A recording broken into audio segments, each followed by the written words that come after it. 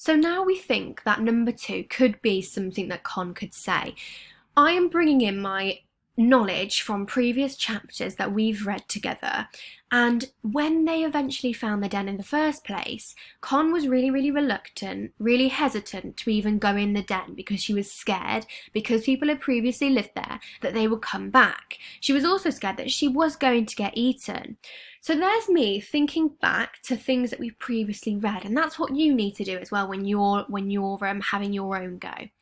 So that is definitely one that could be a possible thing that Con is most likely to say. But I need to read all four of them before I completely make up my mind. So I'm going to read number three. So number three is, you're right, let's spend the next few days there. Now, realistically, it probably would be a wise thing to do to spend the next few days in the den. It's safe. They've built the roof now with the leaves. So they know it could be a good thing to do. But because the question is asking me specifically about Con, and I know that Con's personality is a bit more negative than positive, I'd probably suggest that Con wouldn't say that. I'd then look at my final statement here. I want to stay in the river for a bit longer. Now, we might think that Con could say this because maybe she'd prefer staying in the river than going back to the den. However, because I am looking at two possible answers here, which is this one here and this one here, at the moment, this one here is a lot more likely to be something Con says, purely based on the fact that I've been able to back it with evidence, although the question hasn't asked me to, I've been able to do that, okay?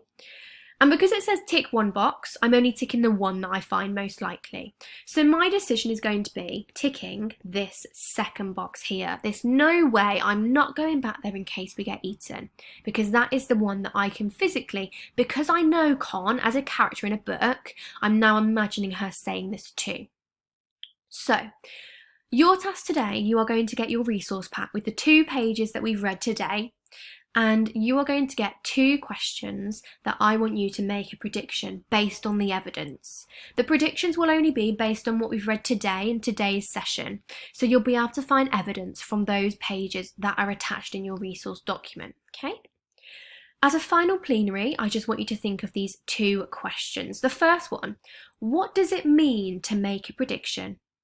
And secondly, can you write a 4-step instruction for how you can make a prediction based on a text? Pause the video and have a think.